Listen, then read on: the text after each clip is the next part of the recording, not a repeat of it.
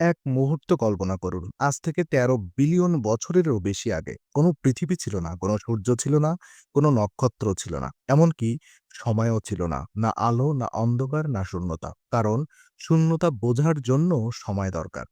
কিন্তু আজ এই অসীম মহাবিশ্বের এক ক্ষুদ্র গ্রহে দাঁড়িয়ে আমরা প্রশ্ন করছি, মহাবিশ্বের বয়স কত? এটা কি সত্যি একদিন শুরু হয়েছিল? নাকি মহাবিশ্ব চিরকালই ছিল?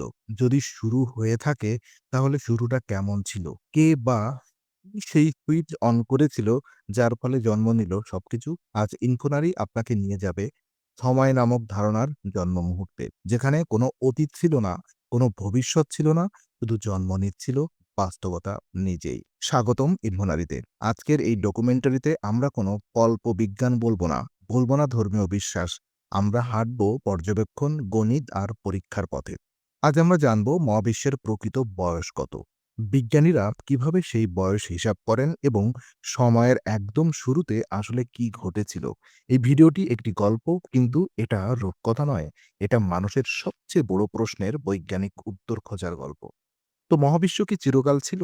মানুষ হাজার বছর ধরে আকাশের দিকে তাকিয়ে একটি প্রশ্ন করে এসেছে, এটা কি সবসময় এমনই ছিল? প্রাচীন দর্শনে মনে করা হতো মহাবিশ্ব চিরন্তন, কোনো শুরু নেই, কোনো শেষ নেই। এমনকি ১৯ শতকের শেষ দিকেও অনেক বিজ্ঞানী বিশ্বাস করতেন মহাবিশ্ব স্থির, অপরিবর।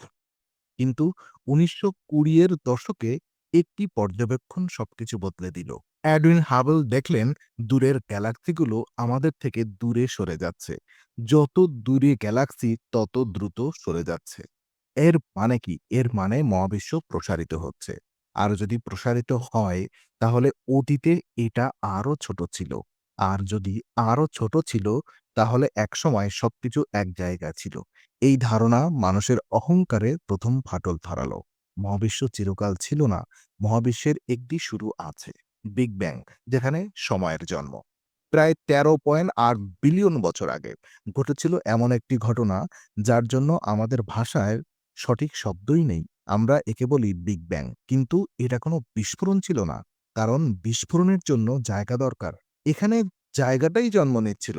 বিগ ব্যাং মানে স্পেসের জন্ম, টাইমের জন্ম, এনার্জি এর জন্ম এবং ম্যাটারের জন্ম। বিগ ব্যাং এর আগে কি ছিল তাহলে? এই প্রশ্নটা মানুষের মস্তিষ্কে আটকে যায়। কিন্তু বিজ্ঞানের উত্তরটা অস্বস্তিকর। বিফোর বলে কিছুই ছিল না। কারণ সময় তখন জন্মায়নি। যেমন উত্তর মেরুর উত্তরে যাওয়া যায় না, ঠিক তেমনি বিগ ব্যাং এর আগে যাওয়া যায় না। কারণ সেটাই ছিল সময় নামক ধারণার শুরু। তাহলে বিজ্ঞানীরা কিভাবে বয়স হিসাব করে? বিজ্ঞানীরা গল্প বলেন না, তারা হিসাব করেন। প্রথম প্রমাণ কসমিক মাইক্রোওয়েভ ব্যাকগ্রাউন্ড। এটা হলো বিগ ব্যাং এর প্রায় ৩,৮০,০০০ বছর পরের একটি আলো। আজও সেই আলো মহাবিশ্বের প্রতিটি কোণায় ছড়িয়ে আছে। এই আলোর তাপমাত্রা, প্যাটার্ন, তরঙ্গ সবকিছু বিশ্লেষণ করে বিজ্ঞানীরা সময় উল্টো দিকে হাঁটেন। দ্বিতীয় প্রমাণ গ্যালাক্সির দূরত্ব ও গতি। মহাবিশ্ব যত দ্রুত প্রসারিত হচ্ছে, তার হিসেব ধরে পেছনে গেলে একটি সময় সব মিলিত হয়। তৃতীয় প্রমাণ নক্ষত্রের বয়স। সবচেয়ে পুরনো নক্ষত্রগুলো প্রায় ১৩ বিলিয়ন বছরের কাছাকাছি। এই ৩টি তথ্য একত্রে বলে মহাবিশ্বের বয়স প্রায় ১৩.৮ বিলিয়ন বছর। তো আলো মহাবিশ্বের টাইম মেশিন। মহাবিশ্বে আলো শুধু দেখা যাওয়ার মাধ্যম নয়, এটা সময় মাপার যন্ত্র। সূর্যের আলো আমাদের কাছে পৌঁছাতে ৮ মিনিট সময় নেয়। মানে আপনি সূর্য দেখছেন ৮ মিনিট আগের সূর্য। নিকটবর্তী নক্ষত্র কয়েক বছর আগের। দূরের গ্যালাক্সি বিলিয়ন বছর আগের। কিছু গ্যালাক্সি আমরা দেখছি যেমনটা তারা ছিল মহাবিশ্বের শৈশবে। আকাশের দিকে তাকানো মানে অতীতে তাকানো। তো মহাবিশ্ব কি একদিন শেষ হবে? যদি জন্ম থাকে, তাহলে কি মৃত্যু আছে? বিজ্ঞানীরা নিশ্চিত নন। কিন্তু সম্ভাবনা বলে, প্রথম সম্ভাবনা বিগ ফ্রিজ। মহাবিশ্ব প্রসারিত হতে হতে ঠান্ডা হয়ে যাবে। সব নক্ষত্র নেবে যাবে। দ্বিতীয় বিগ ক্রান্সি। মহাবিশ্ব একদিন নিজের ভারে আবার ভেঙে পড়বে। তৃতীয় বিগ রিপ। মহাবিশ্ব এত দ্রুত প্রসারিত হচ্ছে যে সবকিছু নিজে থেকেই ছিঁড়ে যাবে। কোনটা হবে আমরা এখনো জানি না। তো আমরা কোথায় দাঁড়িয়ে আছি? ১৩.৮ বিলিয়ন বছরের ইতিহাসে মানুষ ২,০০,০০০ বছর, সভ্যতা ১০,০০০ বছর। এই মহাবিশ্বের ঘড়িতে আমরা একটি চোখের পলক।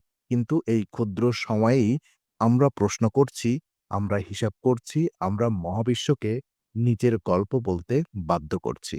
মহাবিশ্বের বয়স শুধু একটি সংখ্যা নয়, এটি আমাদের মনে করিয়ে দেয় আমরা কতটা ক্ষুদ্র আর মহাবিশ্ব কতটা বিশাল।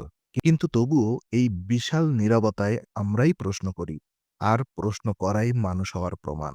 এই অজানা মহাবিশ্বের এমন গভীর গল্পগুলোই ইলটুনারি আপনাদের সামনে তুলে ধরে সহজ ভাষায় ডকুমেন্টারি স্টাইলে। Stay curious, stay ইনফোনারি।